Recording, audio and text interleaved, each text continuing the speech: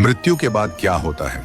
जब कोई प्राणी मृत्यु को प्राप्त होता है तो यमराज के सेवक उसका संपूर्ण जीवन लेखा लेकर चित्रगुप्त जी के समक्ष प्रस्तुत होते हैं। चित्रगुप्त जी के पास उस आत्मा का पूरा डेटा होता है। किसने क्या किया, किससे क्या कहा, कितनों को आशीर्वाद दिए, कितनों को शाप दिए, कहां पुण्य कमाया, कहां पाप किया, हर बारीक विवरण वहां दर्ज होता है। फिर उस व्यक्ति के कर्मों का मूल्यांकन होता है, कितना पुण्य किया है और कितना पाप।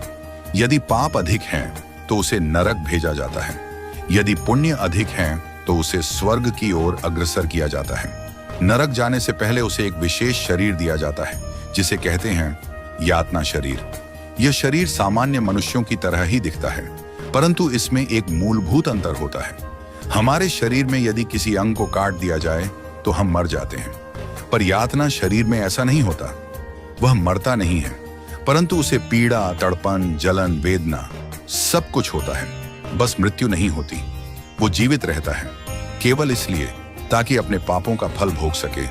अब अगर किसी ने अपने जीवन में कुछ पुण्य भी किए हैं, थोड़ा सा दान, सेवा, किसी भूखे को भोजन, किसी दुखी को सांत्वना, तो उसके पुण्य उसे स्वर्ग ले जाते हैं। स्वर्ग में उसे मिलता है एक और विशेष शरीर जिसे कहते हैं भोगदेह।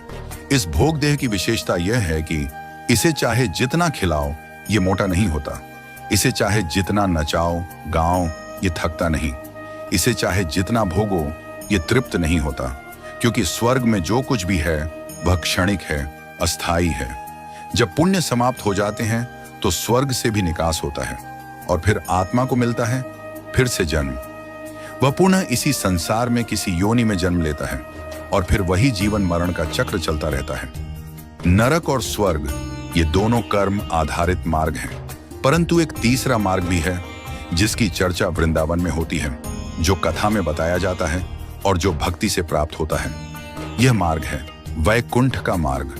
जो आत्मा न भोग की इच्छा रखती है न विलास की, जो आत्मा ईश्वर की शरण में उनकी भक्ति में प्रेम में डूब जाती है, वो आत्मा न तो नरक जाती है न स्वर्ग, वो सीधा वैकुंठ जाती है।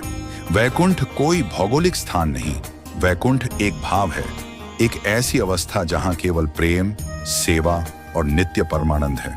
वहां जाने के बाद आत्मा को फिर से जन्म नहीं लेना पड़ता, क्योंकि वहां जीवन नित्य है, वहां समाप्ति नहीं, केवल शाश्वतता है। सार ये है, नरक मिलता है पाप से ताकि दंड मिले, स्वर्ग मिलता है पुण्य से ताकि भोग मिले, वैकुंठ मिलता है प्रेम और भक्ति से ताकि भगवान मिले। यदि आप वृंदावन आते हैं, यदि आप संतों की वाणी सुनते हैं, यदि आप श्री हरि की कथा, लीला, नाम में रम जाते हैं, तो आप केवल पुण्य नहीं कमा रहे, आप वैकुंठ का टिकट ले रहे हैं।